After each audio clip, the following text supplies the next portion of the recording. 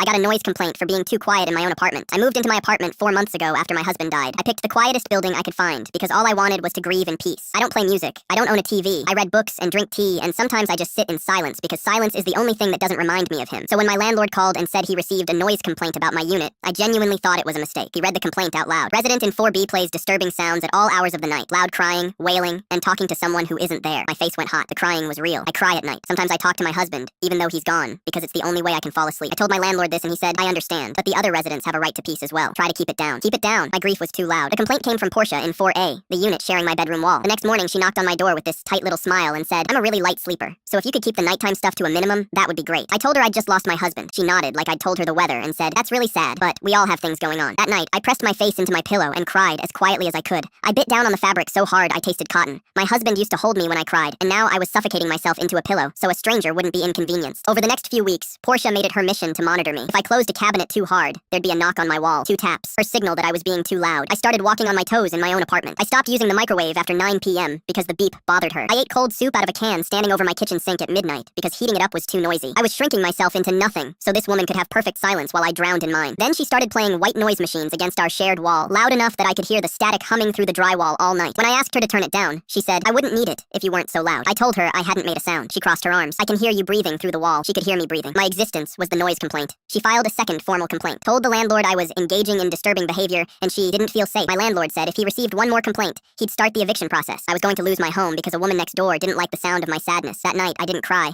I didn't talk to my husband. I lay in complete silence, and 20 minutes later there were 2 taps on the wall. I hadn't made a single sound. She was tapping anyway. She wanted me to know she was listening, even when there was nothing to hear. That was the night I stopped being sad and started paying attention. Portia worked from home. I could hear her on calls all day through the same wall she claimed carried my breathing. I started writing everything down. Every call I heard. Every time her blender went off at 6 a.m. Every time she played music on Sundays loud enough to vibrate my picture frames. Every time her boyfriend Nico came over and they argued loud enough for me to hear full sentences. I documented 6 weeks, dates, times, descriptions, 47 entries. I pulled up the lease agreement. Section 12 stated that any resident filing more than 2 unsubstantiated complaints can face mediation review and lease termination for harassment. The building also had a 24-hour noise ordinance. Every blender, every argument, every white noise machine cranked to full volume was a violation. I submitted my documentation with a 3-sentence cover letter. I've been documenting noise from Unit 4A for 6 weeks. Attached are 47 recorded incidents. I'd also like to formally report that the resident in 4A has been filing false complaints as targeted harassment. The landlord called 2 days later. Portia was placed on formal warning. My previous complaints were expunged. The white noise machine stopped that night. The wall taps stopped. The knocks stopped. A week later, Portia caught me in the hallway. You reported me? For what? Living? I looked at her calmly. Funny. That's exactly what I was doing when you reported me. She said I was being petty. You tried to evict a widow for crying. I think we have different definitions of petty. She said I should have just kept it down. You filed a complaint because you could hear me breathing. There is no down from breathing. She opened her mouth. Nothing came out.